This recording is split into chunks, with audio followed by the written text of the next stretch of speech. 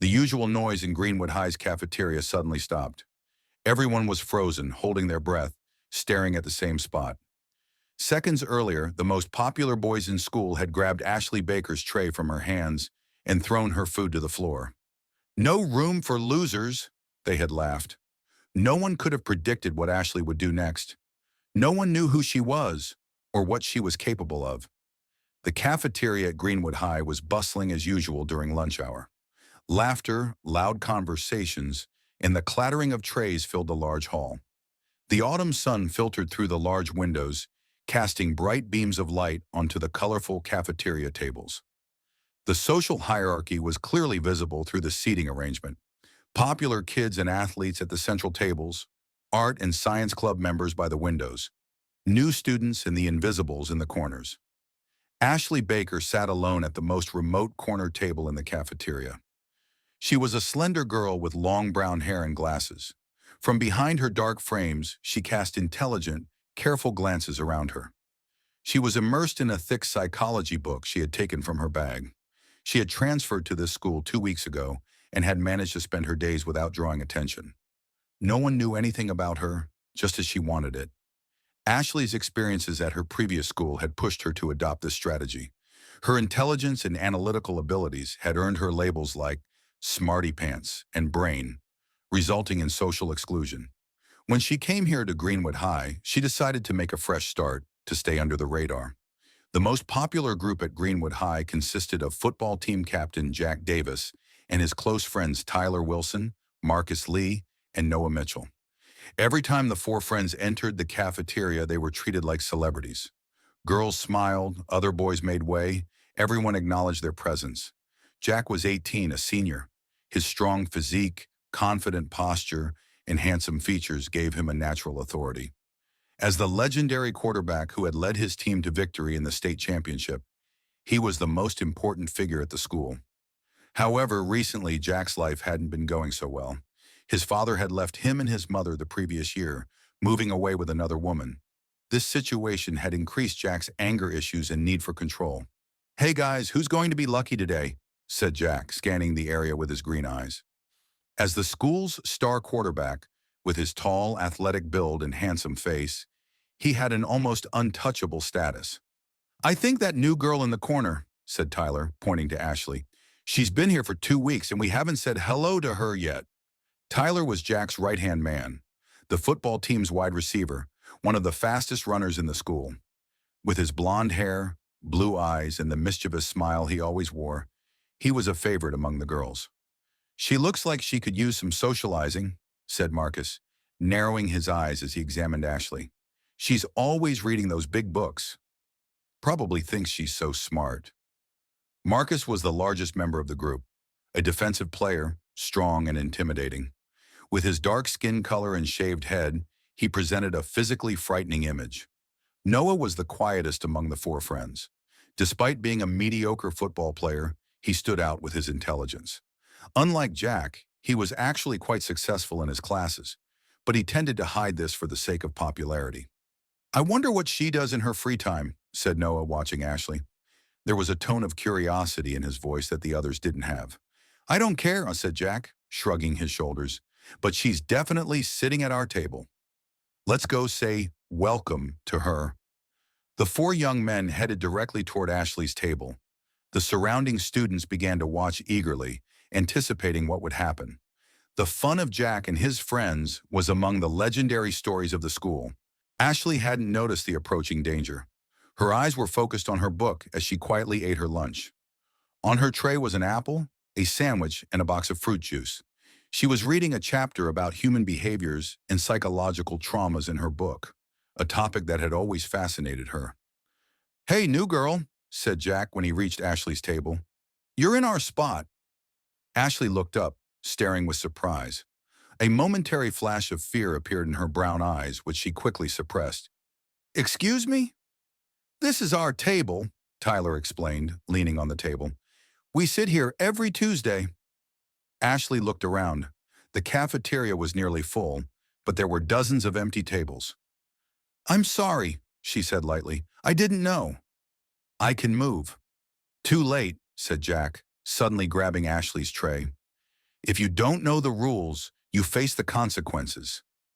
With one motion, he pulled the tray away and its contents scattered on the floor. The apple rolled, the sandwich broke apart, and the fruit juice box burst open, spreading a yellow liquid on the floor. A few drops splashed onto the corner of her book. "Oops," said Jack with a fake apology. "My hand-eye coordination is poor." No room for losers. Marcus and Noah laughed loudly while Tyler smirked. Some laughter also rose from the surrounding tables. However, from the other corner of the cafeteria, a few students looked uncomfortable. Sarah Chen, an Asian American student, had furrowed her brow. Jordan Williams from the computer club shook his head, but no one found the courage to intervene.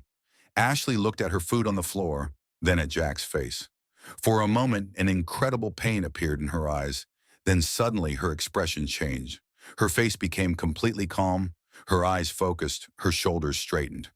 "That's okay," she said, her voice coming out unusually controlled and calm. "I thought you needed it." "What did I need?" said Jack with a mocking smile.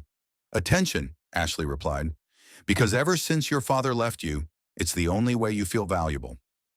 Sudden silence fell over the cafeteria. Jack's family situation was a sensitive topic at school. His father had left him and his mother last year, moving away with another woman. This was something many students knew about, but no one talked about openly. "What did you say?" said Jack, his voice low and threatening. "I said you need attention," Ashley repeated without fear. "Instead of going to therapy, you make yourself feel better by humiliating others." Classic defense mechanism, abandonment trauma, anger management issues, and low self-esteem, all leading to the same behavioral pattern. The silence deepened. The entire cafeteria seemed frozen. All eyes turned to them. Even Tyler, Marcus, and Noah stood in shock. They had never met anyone brave or crazy enough to talk about Jack's father like this. "You don't even know me," Jack growled.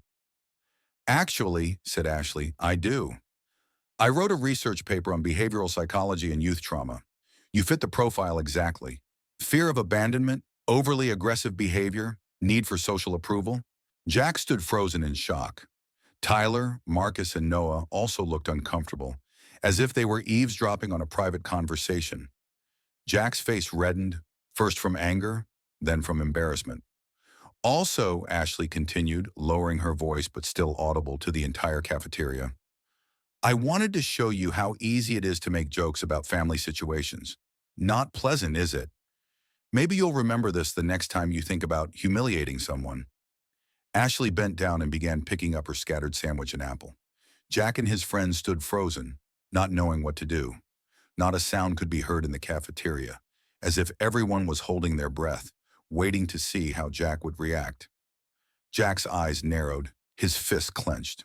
For a moment it seemed like he might attack Ashley. But then, perhaps because of the truth of her words, or perhaps because he knew the whole school was watching, he took a step back. "I don't know what your problem is," he said, his voice coming out a bit shaky, "but stay away from me." Ashley closed her book and put it in her bag, calmly raising her head. "I'm not afraid of you, Jack. And I think that's what bothers you the most." At that very moment, something unexpected happened. From the other end of the cafeteria, a girl stood up. Sarah Chen, a quiet Asian American student. She moved away from her table and walked directly toward Ashley. A second later, another student stood up. Jordan Williams, a boy from the computer club. Then another and another. Within a minute, 15 students had surrounded Ashley. Some had come with their trays to share their food. Others had brought paper towels to clean up the spilled juice. "I'm Sarah," said the first girl who had arrived, offering a sandwich to Ashley. "Can I sit with you?" Ashley's eyes widened in surprise. "Yes, sure," she said slowly. "What's your name?" asked Jordan, the computer guy. "Ashley." Ashley Baker. Jack and his friends stood staring at Ashley, whose support was growing around her. The invisible boundary lines and social hierarchy had suddenly blurred. The lonely girl in the corner was now surrounded by a group of students, most of whom she had never spoken to before. This isn't over," said Jack as he backed away.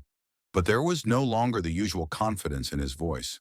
"No, Jack," said Ashley, looking at her new friends around her. "I think it's just beginning." Jack stood for a moment longer, then turned sharply and left the cafeteria. Tyler, Marcus, and Noah, after some hesitation, followed him. As the cafeteria slowly returned to its normal noise, something had changed. Invisible walls had begun to crumble, a quiet revolution had begun, and all because of the unexpected courage of a girl whose food had been thrown to the floor. The corridors of Greenwood High were filled with the students as usual, but Ashley was no longer invisible. Within a week, almost everyone at the school had learned her name. Some called her psychologist after what she had said to Jack in the cafeteria. "Did you really write a research paper on psychology?" asked Sarah, now her closest friend, as they walked to the library together. Ashley smiled. "Yes, I did. At my previous school for the National Young Psychologist competition, I came in second." "Wow," said Sarah, impressed. "Why didn't you tell us?" "No one asked," Ashley said simply, "and I didn't want to draw attention. At my previous school, people labeled me as a brain or smarty pants. I wanted to start fresh here." "So you're actually a genius?" Ashley laughed. "I'm not a genius. I just have a talent for understanding human behavior, I guess. I can see why people do what they do." "The things you said about Jack, were they all true?" Ashley hesitated. "Most of them. I saw a file about him in the school counselor's office. They had a few sessions with him, but I would never have used that information if he hadn't thrown your sandwich on the floor," Sarah completed. "Exactly. What about Jack?" "We haven't seen him in the cafeteria again." Ashley furrowed her brows thoughtfully. "He's probably embarrassed and angry. He was forced to face the truth about himself in front of everyone. That's not easy." "I'm worried about you," said Sarah. "What if he tries to hurt you?" "I don't think so," said Ashley, pressing her books to her chest. "Jack is basically a broken child. His aggression is because he doesn't feel safe. Now everyone knows his weakness, which is his greatest fear. I think he'll stay away from me." "You really are different, Ashley Baker," said Sarah with admiration. "How can you see him so clearly?" "Maybe because I went a long time without being seen myself," Ashley replied with a slight sadness. When they arrived at the library, they stopped before going in. "Ashley," said Sarah with a serious expression, "will you sit with us at lunch today? My friends and Jordan's friends, we all want to sit at the same table." Ashley's eyes lit up. "A new table? For everyone?" "Yes, right in the middle. No more hiding in corners." Ashley thought for a moment. Her plan to remain invisible had completely backfired, but maybe this was better. Maybe being her true self was better than hiding. "Okay," she finally said, "but on one condition." "What's that?" "Let's invite Jack and his friends too." Sarah's eyes widened. "What? Why?" "Because excluding them would be the same thing they did to us. If we want change, we need to include everyone." Sarah nodded with a thoughtful expression. "That's why you're special, Ashley Baker. You truly understand people." Jack Davis was leaning against his car in the school parking lot, staring into the distance. The past week had been the worst of his life. After fleeing the cafeteria, he had begun to wander through the rest of the school like a ghost. He could feel people whispering behind his back. Although no one dared to openly mock him, he could see that he had lost their respect. "Hey," said a voice beside him. When Jack turned, he saw Noah. "Hi," Jack muttered. "Are you okay?" Noah asked. "Great," said Jack sarcastically. "I was humiliated in front of everyone. Now the whole school knows my father left me. Why wouldn't I be okay?" "Maybe there was some truth in what Ashley said," Noah said carefully. Jack gave him a hard look. "You too?" "Listen, Jack," said Noah, putting his hands in his pockets. "You and I have been friends for a long time. Since your father left, you've been different. More angry, more controlling. Maybe." "Maybe what?" "Maybe you should get some help." Jack laughed, but his laugh was joyless. "From Counselor Gibson? That old man is useless." "No, maybe from someone else," said Noah. "Just think about it, okay?" Jack didn't answer, just turned his head away. "By the way," Noah continued, "we got an invitation for lunch today." What invitation? Jack asked suspiciously. At the big table, in the middle of the cafeteria. Sarah Chen, Jordan Williams, and Ashley Baker. Jack's eyes widened. Are you kidding me? Why would they want me? I don't know, but the invitation is real. I'm not going, Jack said definitively. Think about it, said Noah. Maybe it's a chance to apologize. Why should I apologize? Said Jack, with a defensive tone in his voice. Noah just looked at him silently. Jack sighed. Okay, maybe I went a bit too far. But she also crossed the line. Maybe you were both wrong, Noah said logically. And maybe this is a chance for a fresh start. When lunchtime came, Ashley, Sarah, and their friends had occupied a large table, right in the middle of the cafeteria. Computer guys, girls from the art club, a few athletes, and the invisibles, all sitting at the same table. This was a first in the history of Greenwood High. When Jack, Tyler, Marcus, and Noah entered the cafeteria, they headed toward their usual table. But other students were sitting there. They hesitated for a moment, not knowing where to go. Jack, Ashley called out, raising her hand. There's room here. The four boys looked at each other in surprise. Could this be a trap? Noah looked at Jack encouragingly. Jack took a deep breath, then slowly began walking toward the big table. Tyler and Marcus followed him with some hesitation. Ashley stood up and walked toward Jack. Listen, she said in a low voice. I embarrassed you the other day, I'm sorry. I used your personal information. That wasn't fair. Jack looked at her suspiciously. Why are you inviting us to your table? I threw your food on the floor. Because everyone deserves a second chance, said Ashley. And maybe if we can all sit at one table, other things will start to change too. Jack thought for a long moment, then looked at Tyler, Marcus, and Noah. A silent agreement passed between them. Okay, he finally said, it deserves a chance. When the five of them returned to the big table, there was initial tension. Jordan shifted uncomfortably. Sarah gave a suspicious look. Hey, Jack, said Ashley, indicating a place at the table. This is Jordan. You already know Sarah. And here are Miguel, Aisha, Zach. As the introductions continued, Jack found a place to sit.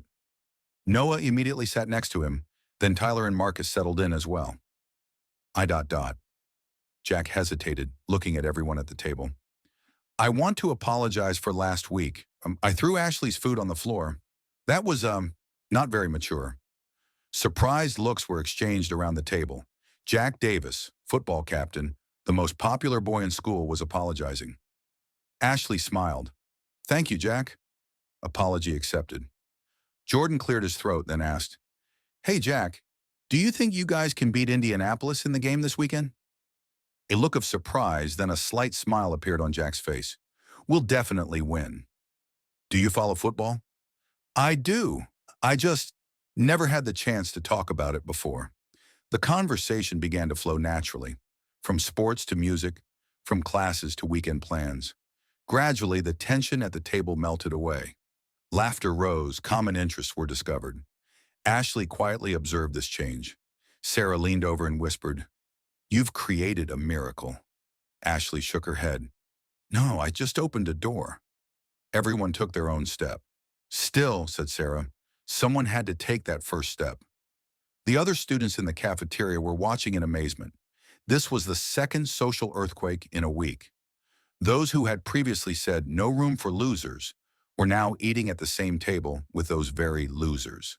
You know, said Jack to Ashley toward the end of the meal, the things you said about psychology, they're really interesting. Maybe you could tell me more. Ashley smiled. Gladly. It might help. Maybe, said Jack thoughtfully. And hey, I'm sorry for last week. You were right. I was trying to get attention. We all break sometimes, Jack. What matters is how we put the pieces back together. That lunch became a turning point at Greenwood High. One girl's courage, one bully's apology, and the desire of students from different groups to come together had begun to permanently change the social fabric of the school. A month later, the principal of Greenwood High, Mr. Wilson, called Ashley to his office. Baker, he said, sitting behind his desk, I've noticed some changes at school lately. What kind of changes, Mr. Wilson? Ashley asked. Positive changes, said the principal, smiling. There's been a serious decrease in bullying reports, and more importantly, new friendships, new groups are forming among students. Teachers are saying there's a more inclusive atmosphere in the classrooms. Ashley nodded but didn't say anything. And from what I hear, the principal continued, you're at the center of this. Ashley blushed. I just talked, Mr. Wilson. Sometimes talking is the hardest part, said the principal. I'd like to see you as the student leader of our anti-bullying program. Would you be interested? Ashley was surprised. Me? But I'm a new student. Sometimes a fresh perspective is exactly what we need, said the principal. You've begun to change a culture that we couldn't change for years in just 1 month. That's a remarkable talent. Ashley thought for a moment. I'll accept if Jack Davis helps too. Principal Wilson's eyebrows shot up. Davis? Jack Davis? Yes, Ashley said determinedly. Jack is one of the most influential students in the school. Without his support, we can't create real change. But Davis is one of the targets of our program, the principal said in surprise. He's a bully. He may be a bully, Ashley acknowledged, but he also has the potential to change. And believe me, Mr. Wilson, if Jack Davis speaks out against bullying, everyone will listen. Principal Wilson examined Ashley for a long time, then nodded. Let's see what happens. I'll talk to Davis. In the waiting room, Jack was sitting nervously. Being called to the principal's office was usually not a good thing, especially after what had happened in recent weeks. Davis, said the principal, opening the door. Come in. When Jack entered the office, he was surprised to see Ashley was there too. What's going on? He asked anxiously. Sit down, Jack, said the principal. I have an offer for you. Principal Wilson explained the anti-bullying program and the leadership role that Ashley had suggested. The surprise on Jack's face grew and grew. You want to see me as a bully leader? Is this a joke? He finally asked. No, Jack, said Ashley. We want to see you as a leader. I was a bully, Jack said harshly. You know that. Yes, said Ashley, and that's why your voice will be so powerful. You can change, Jack, and by showing that change is possible, you can inspire others. Jack looked at Ashley for a long time, then turned to the principal. I need to think about it. Of course, said Principal Wilson, but don't think too much. We want to start the program next week. When Jack left the office, Ashley followed him. Jack, wait, she said, catching up to him in the hallway. Why? Jack asked, stopping. Why me? Why do you believe in me so much?